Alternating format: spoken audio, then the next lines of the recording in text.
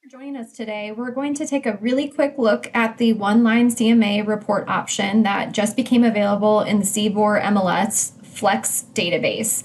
The one-line CMA is a really nice high-level overview of comparable properties, and I think it's going to be a great tool in your tool belt as you go pull comps.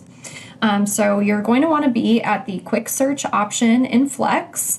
Once you're here, I'm going to go ahead and establish some parameters and just kind of a typical CMA search. You can go about running a CMA in a myriad of manners in the Flex system. This is just a way that I train people often on how to go about those. So first things first, I'm going to hit the push pin icon in the bottom right of my map, and I'm going to designate what my subject property is. In this case, I'm going to use the Seaboard office here.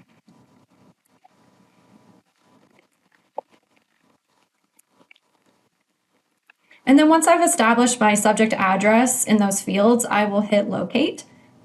And the system geolocates based on that address that I've provided.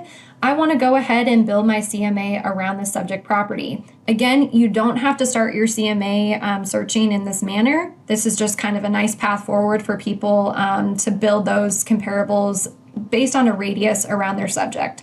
So I will go ahead and hit use this location, and I'm picking the option that says radius search here. And maybe I want to create this within a mile of that subject property. I'm going to leave that in the text box as is if that's the case, but you could certainly change that number. And I'm going to hit create radius now. If I zoom out just slightly on the bottom right here, it's now plotted this radius within a mile of my subject property, which is the board office. I'm going to move over to the left-hand side here and put in a few more parameters. Right now, it is only picking active and coming soon. I might want to add a couple of additional kind of off-market statuses for my CMA. So I'm hitting Control on my keyboard and I'll selecting pending and closed on there. And once I've added those, it's now bumped up that number to a whopping 108 because it is defaulting to a year back on the under contract and sold dates. I want to narrow that down quite a bit. So I'm just going to go back 30 days here and see where that gets me. So now we're down to 22, which will be nice for the one-line CMA report that you'll see in a second. You can certainly add additional criteria to your CMA searching. Obviously, things like number of bedrooms, bathrooms, if there's a basement, all that can be added, but you can also see at a glance on the report if the properties had those elements included in them. So at this point, I'm going to leave it just at the 22, but again, you could make that a more specific search if you needed to. So I'm going to hit view results here up at the top left, and now it's listing out all 22 of those. If I go up to the top right and hit my CMA button, it's now giving me the option for one-line CMA. And if I click on that, you can easily preview what that one-line CMA looks like. The system does a nice job of grouping it by status.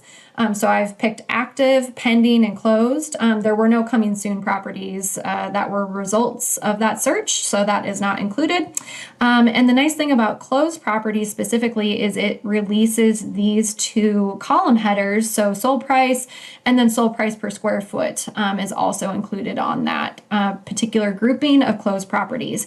So this report is just, again, a really nice way to break down the data of those comparable properties you've identified, whether number of bedrooms, bathrooms, whether there's a bathroom. All of that data is just a really nice compiled format that you can easily print or email. And the print and email options are up here at the top right. One thing I will quick note, you cannot save this particular CMA report that you've compiled.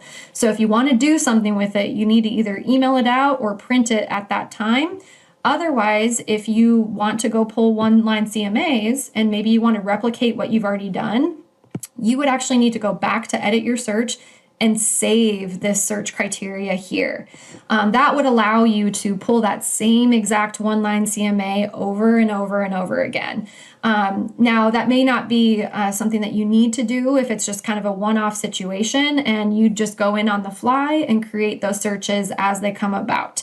But again, just remember that you can't save that one-line CMA. You would actually have to save the search that you created in the initial step. So that is a quick overview on the one-line CMA, and we hope it's a useful tool in your tool belt. If you have any questions, just